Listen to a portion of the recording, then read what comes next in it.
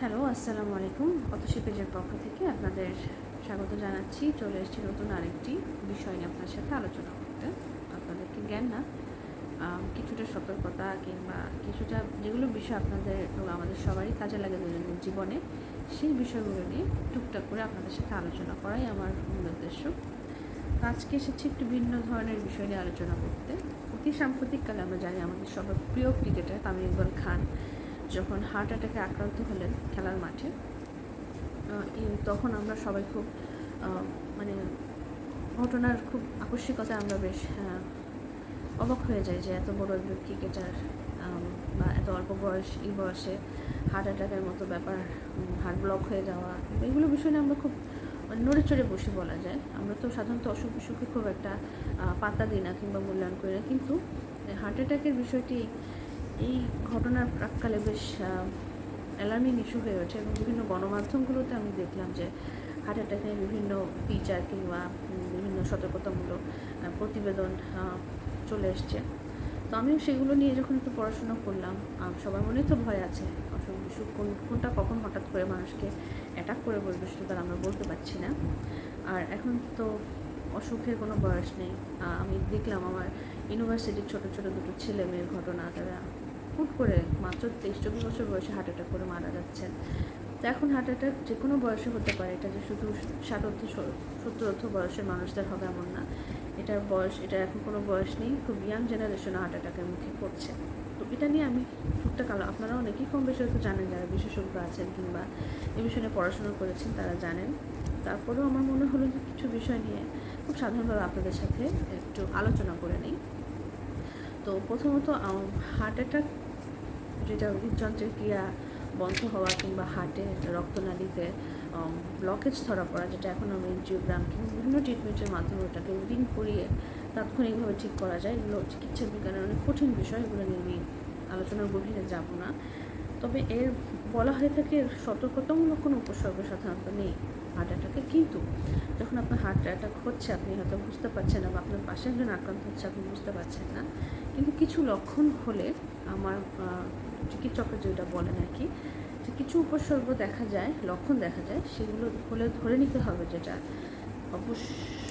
অবশ্যম্ভাবীভাবে এটা heart attack. তো প্রথমে যে বিষয়টা, হার্ট মানেই আমাদের বুকে ব্যথা, অনেকে যেটা বলেন যে হার্ট অ্যাটাক হলেই হয়তো বা বুকে ব্যথা হয়, যেটাকে আমরা বলি যে সেন্ট্রাল চেস্ট পেইন, যেটা বুকের মাঝ বরাবর ব্যথা। কেউ কেউ এটাকে বলেন যে বুকের মাঝখানে কেউ হয়তো মনে হচ্ছে যে ছুরি বসাচ্ছে কিংবা হাড় ভেঙে যাওয়ার মতো ব্যথা অনুভূত হয়।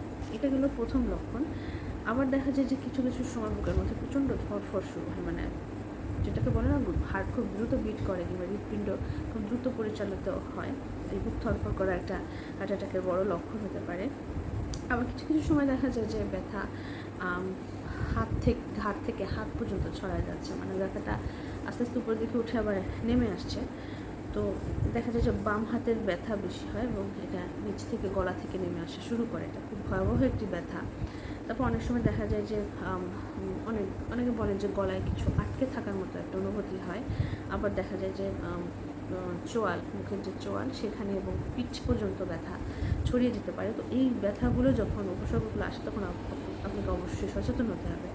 আরও কিছু উপসর্গ লক্ষণ রয়েছে। অনেকে বলে যে পেটে ব্যথা হতে পারে বা পেটে ফাঁপা লাগতে পারে, দম বন্ধ লাগতে পারে, অনেকে এটাকে গ্যাস্ট্রিক বলে যে আমরা অবহেলা করি। এটা না আপনারা খেয়াল রাখবেন এটা হার্ট অ্যাটাকের কোনো প্রাথমিক লক্ষণ হচ্ছে কি না। আবার দেখা যায় যে বুকের ব্যথার সাথে যখন খুব বুকের ব্যথা হচ্ছে, বুক ধড়ফড় করছে, সাথে সাথে শরীরে প্রচুর পরিমাণ ঘাম সৃষ্টি হয়, মানে ঘাম বেরিয়ে যায় ব্যথার তীব্রতায় অনেক সময় শরীর থেকে ঘাম বেরিয়ে যেতে পারে। এটা একটি গুরুত্বপূর্ণ বিষয়, মনে রাখতে হবে। আরেকটা হয় যে শ্বাসকষ্টের সাথে সাথে কাশি শুরু হয় অনেক সময়। হ্যাঁ, কারণ হচ্ছে হার্ট যখন আমাদের হৃৎপিণ্ড যখন অকেজো হয়ে যায় তখন স্বাভাবিকভাবে ফুসফুসে রক্ত চলাচল করতে পারে না, তখন আমাদের কাশি এবং শ্বাসকষ্ট শুরু হয়। তারপরে ফুসফুসে পানি চলে আসতে পারে। এছাড়া দেখা যায় অনেকের দুর্বল লাগে, অজ্ঞান হয়ে যায়, মাথা ঘোরার একটা সমস্যা যদি দেখা যায় তাহলে অবশ্যই সেটা হার্ট অ্যাটাকের লক্ষণ কিনা যাচাই বাছাই করতে হয়। আরেকটা হচ্ছে যে যেটা খুব কমন সমস্যা দেখা যায় হার্ট অ্যাটাকে, সেটা হচ্ছে ব্যথা, অস্বস্তি বা বুক ধড়ফড়ের সাথে সাথে অনেকের বমি হয়, সরাসরি বমি ভাব কিংবা বমি হতে পারে। এই বিষয়গুলো যখন আমরা দেখব সেগুলোকে হার্ট অ্যাটাকের প্রাথমিক লক্ষণ করে বিবেচনা করা উচিত এবং তাকে রোগীকে ভিকটিমকে সাথে সাথে অতি সত্বর কোনো একজন চিকিৎসকের পরামর্শ কিংবা হসপিটালে নিয়ে যাওয়া জরুরি। এই তো গেল প্রাথমিক লক্ষণগুলো। এবার আমরা বলবো যে এই ঝুঁকিটা কাদের বেশি, মানে কারা এই ঝুঁকিতে পড়ছেন বেশি বা কাদের হয় এই হার্ট অ্যাটাকের ঝামেলা। এটা হচ্ছে প্রথমত আমি যেটা বলবো, এটা বংশগত কিংবা জেনেটিক। আপনাদের বংশে বা কারোর যদি রক্তের সম্পর্কে কারোর যদি হার্টের সমস্যা, উচ্চ রক্তচাপ কিংবা হার্ট অ্যাটাকের ইতিহাস থাকে, সেক্ষেত্রে আমাদের সতর্ক হয়ে যাওয়া আগে থেকেই উচিত। আর অ্যালকোহল, ধূমপান, যেটা আমাদের হার্টের যে কোনো অসুখের জন্য একেবারে বিষ বলা যায়, অ্যালকোহল ধূমপান যারা খুব বেশি করে তাদের এই ঝুঁকিটা অনেক বেশি থাকে হার্ট অ্যাটাকে। আর একটা হচ্ছে অনিয়ন্ত্রিত ডায়াবেটিস। আমরা ডায়াবেটিস কোনো সময় পাত্তা দিই না, এটাকে অবশ্যই নিয়ন্ত্রণের মধ্যে রাখতে হবে। এবং অনিয়ন্ত্রিত উচ্চ রক্তচাপ, তো উচ্চ রক্তচাপও হার্ট অ্যাটাকের একটি অন্যতম বড় কারণ।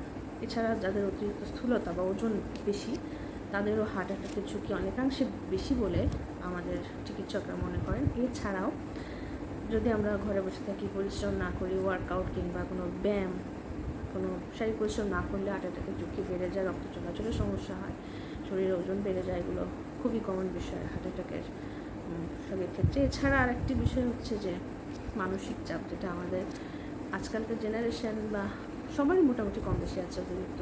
আমরা অতিরিক্ত চিন্তা করি, জীবন অতিরিক্ত হতাশ এবং ভবিষ্যৎ নিয়ে চিন্তিত তাদের, এবং অনিয়ন্ত্রিত জীবনযাপন যারা করে, তাদের উচ্চ রক্তচাপ কিংবা ডায়াবেটিস থাকুক বা না থাকুক, অনেক সময় দেখা যায় যে হুট করে তাদের হার্ট অ্যাটাকের কবলে পড়তে হয়।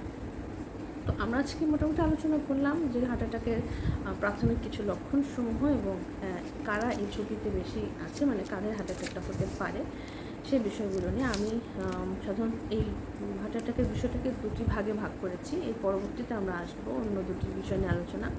তো আজকের আলোচনা ছিল এতটুকুই। তো হার্ট অ্যাটাক নিয়ে সচেতনতা সবার মধ্যেই রাখা উচিত এবং ঘরে অসুস্থ রোগী থাকলে অবশ্যই অন্যান্য পরিবারের সদস্যদের এই বিষয়টাকে একটু আমলে নেওয়া উচিত বেশি করে। এবং এই রোগটা একবার, এই বিষয়টা একবার হলে সাধারণত মৃত্যুর হাত থেকে ফিরে আসা কিংবা মৃত্যুর মুখে পড়ার যে বিষয়টা, এগুলো সবসময় আমাদের মাথায় রাখা উচিত। এবং সুচিকিৎসা এবং জীবনযাপন মেনে চলা, সুস্থ জীবনযাপন, এটাই আমাদের সবার কাম্য। তো আজকের আলোচনা বাড়াবো না, পরের দিন হার্ট অ্যাটাকের আরও দুটি বিষয় নিয়ে আমরা আলোচনা করব। ততক্ষণ পর্যন্ত আমাদের সাথে থাকবেন, ভালো থাকবেন। ধন্যবাদ সবাইকে।